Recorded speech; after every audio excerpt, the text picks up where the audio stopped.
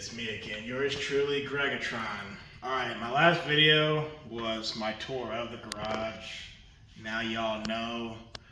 This video is for beginners, people who are thinking about starting a home gym and they don't know exactly what they need or what they should get. I'm going to tell you exactly what you should get and why. Alright, so let's come over here real quick. Because different people have different space. Some people have more space than others. Some have less than others. So if I were you at home, some 10-pound dumbbells is essential. And some people are saying, well, why 10s? 10's not very heavy at all. That's the point. It shouldn't be heavy right away. This you can use for a warm-up, or you can use it for a drop set of something. But this is the most basic thing you need. 10-pound dumbbells. I repeat, 10-pound dumbbells. That, and if your wife or your kids want to train, it's not going to kill them. Everybody should have some 10s in their house. After that, I would recommend you get 30s, which is a mild weight. It's not super heavy, but you can definitely make gains. In my opinion, for curls, this is a universal weight. It's not too light and it's not too heavy. It's perfect. Even 25s, but either 25 or 30s, that's ideal weight to curl. You can shoulder press this weight. You can bench press this weight. You can do, I wouldn't necessarily recommend you do lateral raises or front raises. I would do the 10s if you're a beginner, but definitely have some 10s and definitely have some 30s. Most and foremost, get a heavier set of weights of dumbbells. My recommendation, 50s. Because you can make gains off 50s when it comes to bench pressing. If you're a beginner, and if you can press some 50s, oh, you're making gains. You're putting out maximum effort, maximum input.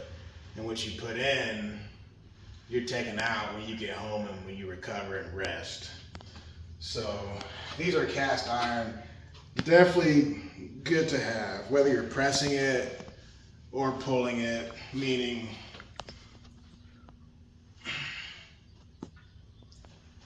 rows. But once you get to that level, you can use these to curl. I wouldn't recommend curling these right off the bat. But definitely once you're ready, you can hammer curl them too. There's nothing wrong with that. So 10s, 30s, and 50s.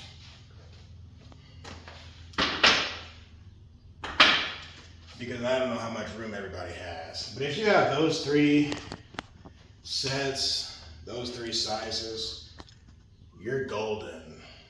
You know what I'm saying? You don't need 15s, you don't need 35s.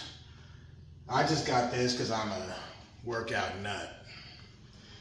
Okay, probably this is the most important thing to have. A bench. This bench is universal. This bench is pretty much, I don't want to use the word everything, but it's everything. Again, you can adjust the weight for the barbell. I'll talk about that in a minute. But you can change the incline on this so you can do upper chest and or shoulders. If you want to get into fitness and you want to start looking good, get yourself a bench. Because I used to think the bench was overrated when I was a teenager. Like, oh, everybody bench presses, right? They do that for a reason. Because you're not going to get a bigger chest without some type of bench. There's other things you can do like cable flies, but this is key. Get a bench. Even if there's no hooks on the side, you can just get the bench all by itself and then use the dumbbells to push on the bench. You don't need necessarily this part, but Probably the third most important thing outside of the bench and 3 sets of dumbbells is the barbell. This you can do anything with. I talked about it last week or the week before. You can, first of all, let me take this off real quick. So the barbell is 45 pounds, right? But just master this. You can curl with this, right? You can do forearm curls. You can do upright rows. You can squat with this. And you can do overhead press with this. And obviously bench press. You can do bent over rows with this. And you can do more than that.